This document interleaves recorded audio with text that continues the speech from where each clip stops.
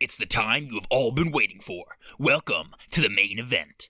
Today we examine the cards that have what it takes to be included in the CardMisers pantheon.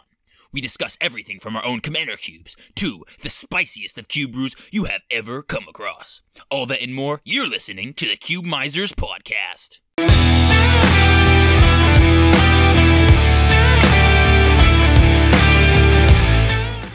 Welcome back. Today we're feverish to discuss the souls we're fetching for our personal cubes. We know you've been waiting for this moment to hear the words from the wise about what's hot around the block and what is not. Before we get to that, however, we must make a few disclaimers. Our first disclaimer is that these are our own personal opinions. Exactly that. These are cards we personally think are going to be great or really fun and interesting. Right, so don't attack us if your favorite special snowflake is not on our list. Instead, leave a comment below and tell us what you think we missed out on. On to the next point. These may not be the best or most competitive versions of certain effects. And we know that. Yeah, despite our goofy appearances in Episode 3, we carefully analyze each inclusion to take advantage of whatever we think is most important about the cube. So, for example, Commander Cube is definitely not the most competitive cube that we have, so we won't include those busted cards. The next point is that this is not a rule of thumb. Just because we're awesome and really smart, with the exception of Jake, doesn't mean we are telepathic and know what your cubes are like. Yeah, so don't do the same things we do and tell your dad, "But Jake and Travis told me to," when you jam snapbacks and tattoos into his prized vintage cube and ruin the whole entire thing. Right, and now that we're done with those disclaimers, hopefully you have a good idea about sort of the parameters of this discussion here. We're going to move into the Commander 2020 cards that were released because they're only relevant for Commander, Legacy, and Vintage formats. Alrighty, so the first card we will be discussing is Jarina Kudro.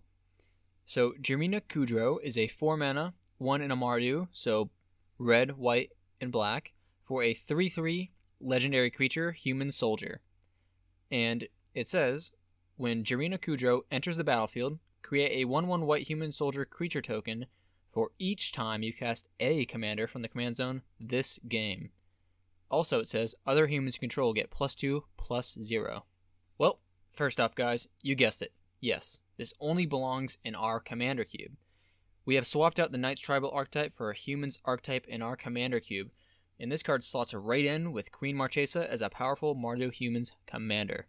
Right. Evaluating the card in terms of a Commander Cube shows the real power of this 4-mana 3/3. The fact that it can make multiple bodies that will be 3/1s right away with no other cards in the battlefield is pretty awesome. Yeah, it gets me excited right away. And although her value is derived from casting her multiple times to get those tokens, her Anthem effect really helps our aggressive strategies in Commander Cube. Also note that the first ability triggers for any commander that you've cast from a command zone in the game, so serving a purpose in the deck, it works great with the partner mechanic, of which we have many cards. What I'm looking forward to is bringing 6 or more power to the board on turn 4 with only this card. Yeah, probably one of the most deadly curves in our cube is like turn 1 Kithian, Hero of Akros, into any 2-mana human, and then into Talia, Heretic Cathar, and then into this card. That's going to be so much damage and value on just turn 4. Alright, now we're going to move on to the partner cards. Our first pair of partners are Sylvar, Devourer of the Free, which is a 5-mana, 3 and Rakdos, which is black and red, for a 4/2 legendary creature, Cat Nightmare. It has partner with Trin, Champion of Freedom, as well as Menace, and an activated ability, sacrifice a human, put a +1/+1 counter on Sylvar, Devourer of the Free, and it gains indestructible until end of turn. Now, this card's partner, Trin, Champion of Freedom, is a 4-mana, 3 and a white for a 3/3 legendary creature, human soldier, and it says, obviously, partner with Sylvar, Devourer of the Free, and it also says at the beginning of your next end step, if you attack this turn, create a 1/1 white human soldier creature token. So we're including this partner pair because the partner mechanic is really huge in our Commander Cube. We made a custom rule that any card with partner of any kind can partner with any other card with partner. In layman's terms, what he's saying is any partners can go together. Oh yeah. This means that many different commander combinations can be made within the cube, and that's something we personally enjoy a lot. Specifically with these cards, they both support the human tribal archetype as well as the sacrifice archetype that we support in our Commander Cube. Yeah, and the last thing here is that you can tell that these cards are really just no good in any other cube format. Yeah, I don't expect to see these in a modern cube, legacy cube, vintage cube, really any other kind of cube, just because they're really expensive and don't really have that much board impact the turn they come in. Moving on, we have some more partners for you guys. So we have Paco, Arcane Retriever. He's a 5 mana, 3, a red, and a green for a 3/3 legendary creature, Elemental Hound. And he says, partner with Haldan, Avid Arcanist. He also has haste, and he has a triggered ability when he attacks that says, exile the top card of each player's library and put a fetch counter on each of them. Put a +1/+1 counter on Paco for each non-creature card exiled this way. His partner is Haldan, Avid Arcanist. It costs 3 mana, so 2 and a blue, for a 1/4 legendary creature, Human Wizard. It says, partner with Paco, Arcane Retriever, and the next text on it says, you may play non-creature cards from exile with fetch counters on them if you exiled them. And you may spend mana as though it were mana of any color to cast those spells. Right, so Clifford the Big Red Dog and Haldan the Man with the Big Stick are the 2 commander cards I am most excited for. There's something about a 5 mana hasty dog that grows bigger that really just makes me happy. We're including most of the partner commanders from this set because they're really good and can create interesting commander combinations, but for these 2, we simply looked at them and asked, do they spark joy? And to which we replied, yes, they spark joy. Now, I know we're sounding pretty goofy right now, talking about these cards and how they make us happy, but that's the thing you really want to actually look out for when you're picking cards for cubes. Yeah, that's the whole point of playing cube in the first place. So if you aren't gunning for the most competitive of cubes, sometimes including pet cards that really make you smile is an excellent way to keep a cube entertaining and will make you look forward to drafting it. Alright, the next partner pair we're looking at is Shabraz the Sky Shark and Braylon Sky Shark Raider. So Shabraz is a 5 mana, 3 and a white and a blue for a 3/3 legendary creature, Shark Bird. Don't really see a lot of those. Its text has obviously partner, and then flying, and whenever you draw a card, put a +1/+1 counter on Shabraz the Sky Shark, and you gain 1 life. It also has an activated ability for a hybrid Azorius, or white-blue. Target human gains flying until end of turn. This crazy flying shark's counterpart, Braylon, is a 4 mana, 3 and a red for a 3/3 legendary creature, Human Shaman. Obviously, it has partner, and then whenever you discard a card, put a +1/+1 counter on Braylon, Sky Shark Raider, and it deals 1 damage to each opponent. It also has an activated ability for 1 red. Target shark gains trample until end of turn. So, first things first, guys. This partner pair is, in our opinion, the most powerful partners we have in the entire Commander Cube. That's right. The combo potential of these 2 is astounding, and I'm excited to put equipments onto Shabraz, even though he clearly has no hands now that looking at that picture. Yeah, you have to strap him to his wings. Yeah, how would that even work? I mean, I suppose Braylon would, strap them on to him like dangly sword spikes on a flying shark. Yeah, that's truly a thing in my nightmares. All jokes aside, however, the card draw synergies, discarding synergies, and life gain synergies that these 2 bring to the table just really helps all sorts of different kind of Azorius or Jeskai strategies that we have. And we're really excited just to put them to work, see what they do. Oh yeah, and Shabraz randomly helps humans, which happens to be a theme in our Commander Cube. Moving on to the last partner pairing, we have Ukima, Stalking Shadow, which is a 3 mana, 1, a blue and a black, for a 2/2 legendary creature, Whalewolf, and it says partner with Cesar. We're just going to call him Caesar, Ruthless Stalker, and Ukima says Ukima Stalking Shadow cannot be blocked. It also says when Ukima leaves the battlefield, it deals X damage to target player, and you gain X life, where X is its power. And Caesar, Ruthless Stalker, is a 4 mana, 3 and a green, for a 3/3 legendary creature, Human Warrior. It has the partner with Ukima, and it also says whenever a creature you control deals combat damage to a player, put a +1/+1 counter on that creature. So, of this pair, the real synergy piece for our Commander Cube is our boy Caesar. Oh yeah, he's a good beater, and we have a strong proliferate archetype in our cube with things like Atraxa.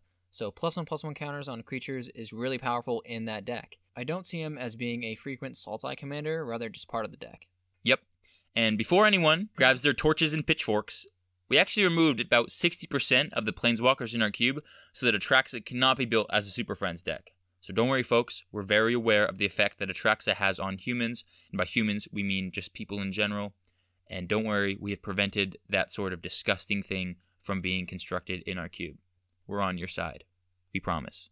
Yeah, guys, like we said, our Commander Cube is definitely not the most competitive of cubes that we have, so we're going to keep it fun. And as a side note, an unblockable Whale Wolf in Ukima is a pretty solid choice for a Voltron strategy, which we also happen to support in our Commander Cube pretty heavily. Oh yeah, we've got like 5 of the swords, which cost an arm and a leg, which means we now can't wield at least one of the swords. We can only wield one because it cost an arm. That was a bad pun. Okay, let's move on. Let's talk about this other card right here. My pet favorite for the Commander product release, Verge Rangers. So this card is a 3-mana, 2 and a white for a 3/3 creature human scout. It has first strike. I didn't actually realize it had first strike. Wow, that's actually really good. Okay, it had first strike, and it says you may look at the top card of your library at any time. And then, as long as an opponent controls more lands than you may play lands from the top of your library. Wow. Yeah, card's great. So, first off, we'll talk briefly about our Tribal Cube, which we are including this card in because it's a human.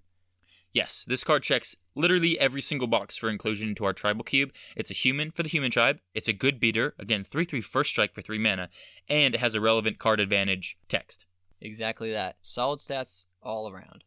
And the reason why it's joining our Tribal and Commander cubes is largely due to the Courser of Krufix ability. It's very, it's a callback to that sort of ability, and the relevant creature type is the sweetest of gravy on the card. Bro, gravy is meant to be salty. Yeah, but I mean, like, the fact that it's a human isn't like, it's not like a salty thing. It's like a good thing, It's not like... All right. So just pick a different topping, like sprinkles or something. Okay. It's the sweetest of sprinkles. Right. Let's just move on again. Yeah. Apparently we're having a bit of a breakdown. All right. My gravy's usually sweet. All right. Well, Species Specialist might have something to say about that. And this card is a 4-mana, 2 and 2 black for a 2/3 human warrior. And it says, as Species Specialist enters the battlefield, choose a creature type. And whenever a creature of the chosen type dies, you may draw a card. All right, first of all, this art is pretty awesome, okay? Making it already something I want to see in Draft in a Pack every time. I mean, look at that art. We'll show it on the screen. It's, if you're listening on any other platform aside from YouTube right now, I feel bad for you because this art just looks like something Ubisoft made.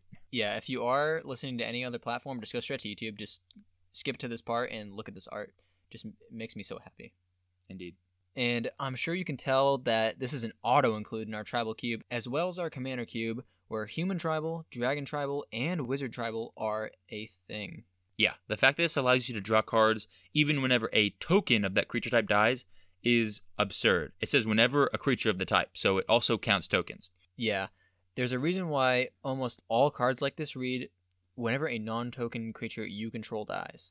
Yeah, so like Grim Haruspex or Midnight Reaper, those cards all say whenever a non-token creature dies, you get to draw a card. This one, whenever a creature of the chosen type. So for our Tribal or Commander cubes, where we have a lot of Tribal synergies, it's just almost a strictly better upgrade. Oh yeah, I'm looking forward to completely decking myself every single time I cast a board wipe in a human's deck.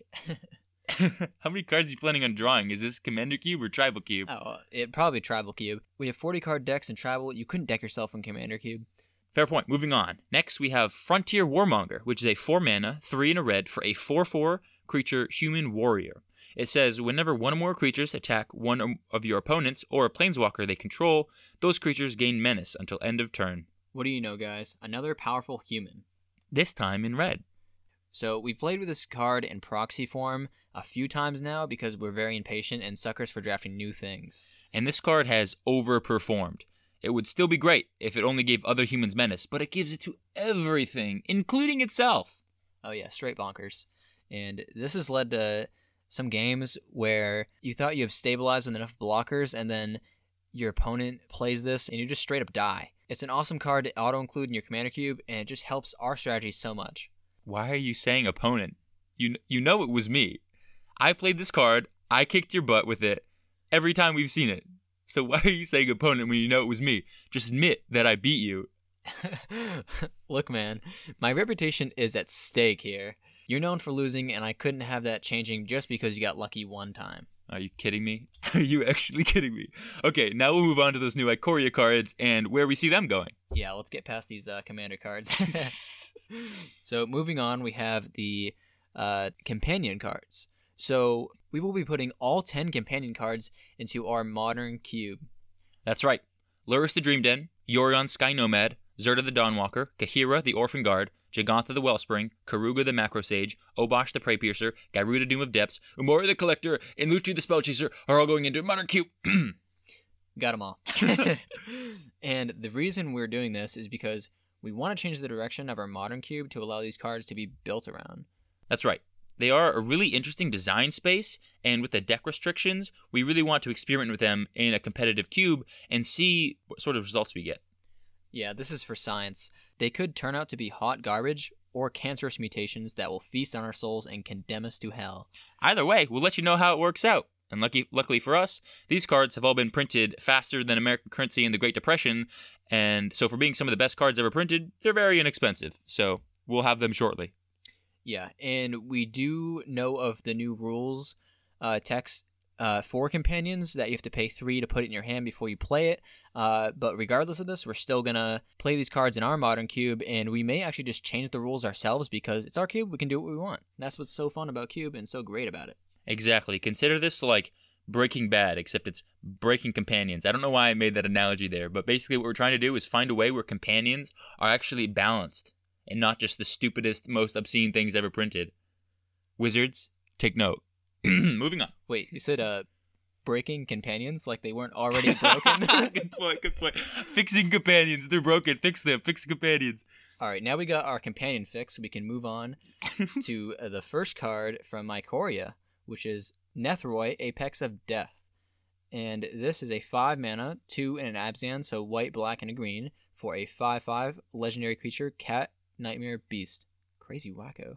He has Death Touch, Lifelink, and Mutate ability for 7 mana, 4 hybrid, green, and a white, and 2 black. And it says, whenever this creature mutates, return any number of target creature cards with total power 10 or less from your graveyard to the battlefield. This card is slotting into our Commander Cube in the Abzan slot. Obviously. Oh yeah. In our Commander Cube, Abzan supports Reanimate strategies, +1/+1 strategies, Sacrifice strategies, and Voltron. I can see myself wanting this card in any of those decks, to be honest with you. Yeah, and sometimes when we're bored, this is a little bit of a side note, Jake and I like to make fun challenges for Commander Cube drafts, where if we do something really cool, the other person will auto-concede. It'll just be like you automatically win the game if you complete this sort of really fun challenge. Yeah, it'll just be like a bet, and we shake on it and be like, I bet you can't do this. So I know one time where Travis used a Lil Wayne lyric to, quote, cut to the chase, give the ninja the sword, end quote, to win the game when he equipped all 5 of the swords we have in our Commander Cube to Fallen Shinobi, thus giving the ninja all of the swords according to Wayne, and, we made the bet, and he won the game just when he equipped that last sword on. Yeah, I think I needed to get, I got the Tezzeret Artifice Emblem, which allowed me to just take permanents from my library and put them on the battlefield at the beginning of my end step, and it took me like 6 turns to assemble this thing and equip all of the swords to the ninja. And it was definitely well worth it because obviously I won the game. So I can see for this card some sort of challenge where if you can reanimate Desolation Twin, you just complete the challenge and win the game. That's like the stone nuts. That's like what you want to do. And if you do that, you just win. Oh yeah, excellent point. We'll have to do that next time. Although, I think you would already win if you dragged 20 power worth of creatures out of your graveyard. Excellent point. Let's move on to the next boy. We've got Snapdax, Apex of the Hunt.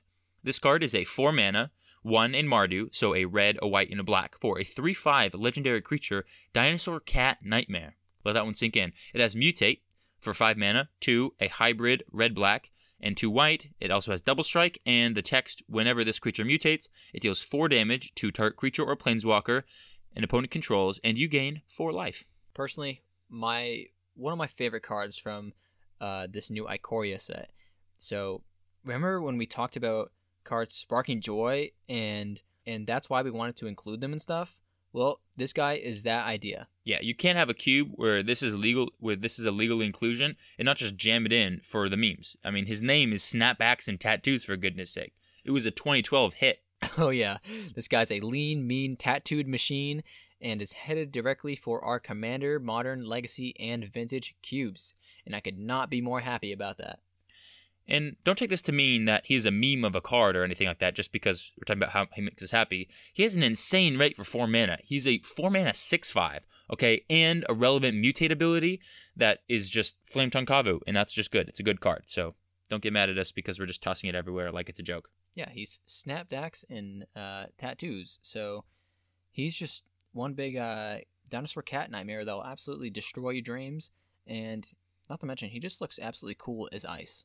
Amen to that. Next up, we got Luminous Broodmoth, and this is a 4 mana, 2 and 2 white for a 3/4 creature insect. It has flying, and it says, when every creature you control without flying dies, return it to the battlefield under its owner's control with a flying counter on it. So this card is probably the most boring of inclusions because it's very obvious why we are putting it into our cubes. Yeah, this card is just straight busted and insane and awesome all at the same time, so it's going into Modern and Legacy Cube. Now, we're not putting it into our Vintage Cube because the high end of our white decks are already filled with cards more useful than this, like Elspeth or Baneslayer Angel. Yeah, you nailed it right there. Baneslayer Angel takes the cake over this card every single time in Vintage Cube for me. Yeah. But for Modern and Legacy, however, this card looks to be a really good value piece. Especially because in our Legacy Cube, Sacrifice is a really important archetype, and this card puts that strategy straight over the top. I cannot wait to be casting this card, sacrificing my whole board to something like Viscera, and then bringing it back with flying to just alpha the next turn, just straight up deal 15 to 20 damage instantly. Luminous Broodmoth certainly has some legs, or wings, as it were. Or combos. Alright, next card, we have Vivian, Monster's Advocate. This card is a 5 mana Planeswalker, 3 and 2 green. It comes in at 3 loyalty, and it is, of course, Legendary Planeswalker Vivian. It has 2 static abilities, one that says you may look at the top card of your library at any time, and the next that says you may cast creature spells from the top of your library. It says +1, create a 3/3 beast creature token. Put your choice of a vigilance counter, a reach counter, or a trample counter on it. Very nice. And it's -2 says when you cast your next creature spell this turn, search your library for a creature card with lesser converted mana cost, put it onto the battlefield, then shuffle your library. Is that just automatic Kiki combo? Just with that -2? Yeah, it might be. I think it Damn. is. Straight up combo card. I bet that the day Wizards stop printing really powerful 5 mana green Planeswalkers is the day I use the Mind Stoma from Avengers to rip the color green from Mark Rosewater's brain and destroy it for good. Whoa, are we talking about destroying Mark Rosewater's brain or the color green? Dude, I'm not going to go randomly kill the guy because he prints good Planeswalkers. What kind of question is that? Well, after that small digression, let's discuss where this Planeswalker is going to see play in our cubes. Modern. That's it. Yep. Boring, straightforward, powerful cards like this, Vivian here, have no place in our exciting and spicy cubes. Leave that linear, competitive, bleh, garbage to our Modern and Legacy cubes. Yeah, but don't get us wrong, guys. We're going to play this Walker and enjoy it. But for those other cubes, like Commander Cube, it is certainly a powerful piece in any green deck, but... Does it spark joy? The answer is, unfortunately, no. Amen to that. Moving on, we have Heartless Act. And this is a 2 mana, 1 and a black, instant, and it says choose one, destroy target creature with no counters on it, or remove up to 3 counters from target creature. Also, that flavor text right there is the most depressing thing I've ever seen. It's them or us, General Kudrow. Yeah, he's just out here killing all the big monsters. Oh my god.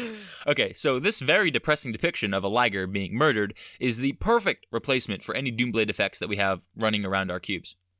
Exactly. Vintage, Legacy, Modern, even Tribal could use this card, and to great effect. So, do you know what I was thinking about this card, actually? What's that?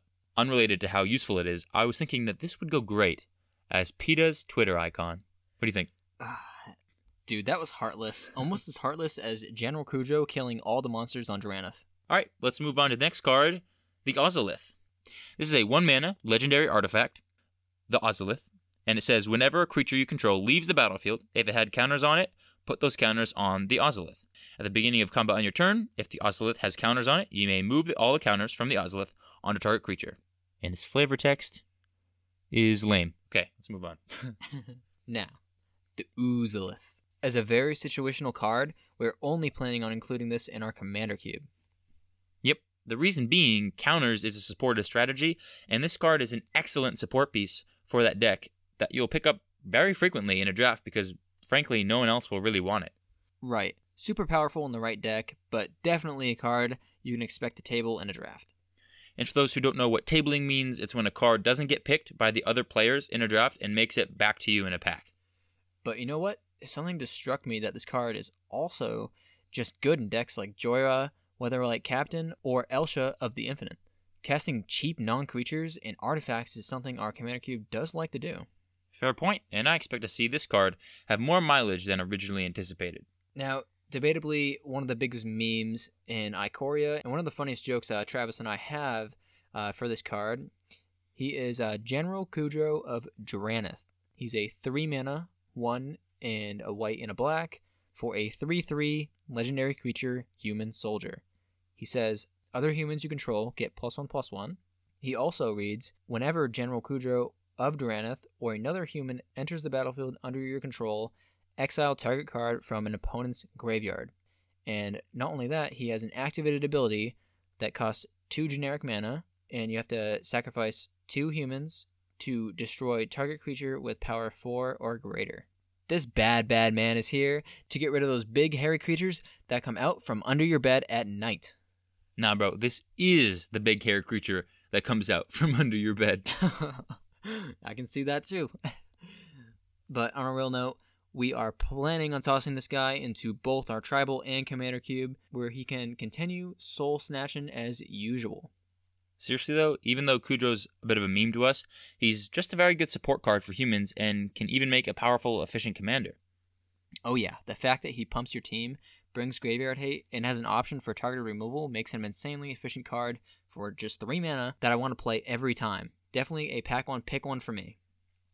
Also, bro, he's a 3/3, which is on par stats for a 3-mana creature, so, that's a nice plus. Good sprinkles on top. Oh, yeah. I plan to use this guy to win games of Tribal Cube faster than you can say, fetch me their souls. All right, the next card we have is Titan's Nest. Now, this is a 4-mana enchantment, 1, a black, a green, and a blue, and it says at the beginning of your upkeep, look at the top card of your library, and you may put that card into your graveyard. It also says exile a card from your graveyard, add a colorless mana. Spend this mana only to cast a colored spell without X in its mana cost. Is this the nest where Kudro stores all of his stolen souls? Soul snatching as usual. Yeah, sure. It looks like the cesspool of human remains, although I would rather not think about Kudro and all of his kinks that much. All joking aside, this card is looking great for our Modern and Commander cubes. Yeah, if you build your deck around filling your graveyard up, this card will be abused. Yeah, this card definitely slots right into those strategies, and for that reason, we're putting this into our Commander cube because graveyards get big, and we have multiple strategies that can fill your graveyards up in these colors. Oh yeah, I can't wait to use this with Muldrotha and create so much colorless mana, even the Eldrazi would choke. You will definitely want to pick this in the draft if you're in Sultai colors at all. Next up, we have Kinnan Bonder Prodigy. It costs 2 mana, a green and a blue, for a 2/2 legendary creature, human druid. And it says, whenever you tap a non-land permanent for mana, add 1 mana of any type that permanent produced. It also has an activated ability, aside from that broken first ability, for 5, a green and a blue, that says, look at the top 5 cards of your library. You may put a non-human creature from among them onto the battlefield. Put the rest on the bottom of your library in a random order. Yeah, guys, hands up if you hate seeing a broken Simic card every set release.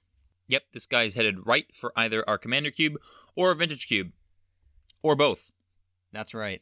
For our Commander cube, we have a bunch of cards like Nyx Bloom Ancient that triple or double mana, and this guy's going to be the leader of the pack in that archetype. Plus, I can't wait to use that late game ability to put any number of busted creatures onto the battlefield. Oh yeah, and for Vintage, all of our Moxen tap for 2 mana, and Basalt Monolith and Grim Monolith go infinite for colorless mana.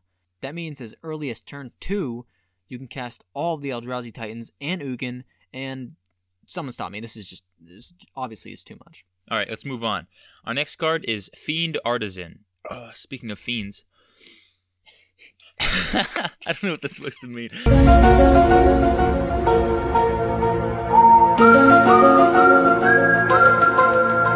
Okay, Fiend Artisan, which is 2 mana, 2 hybrid green-black, so green-black, for a 1/1 creature Nightmare. It says Fiend Artisan gets +1/+1 for each creature card in your graveyard.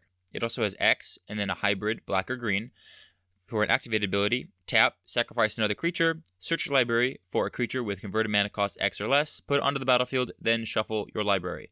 Of course, you can only activate this ability at any time you could cast a sorcery. So first of all, this card is the Tarmogoyf I can actually afford. Yeah. There isn't a single thing about this card that I don't find acceptable. Acceptable? Look, if this card just looks acceptable to you, you do need to reevaluate your evaluation skills. This card is like the Carter 5, okay, from Lil Wayne. It bangs from beginning to end, and only a fool would claim otherwise. Oh boy, that's a good analogy. Also, the fact that this card can be played in any deck that plays black or green, or both, is super flexible, and even the activated ability can be activated with either color, which is something that we like, because if you get color screwed in a game, or you don't want to use green mana at the time, but rather a black mana for the ability, you can do that. So the flexibility that this offers is why we like it so very much. Also the fact that it's a 2-mana 1/1, and has the possibility to be a 2-mana 5/5 with just 4 of the creatures in your graveyard, makes Goyf look like a child. Not to mention the birthing pot ability. Oh, so good.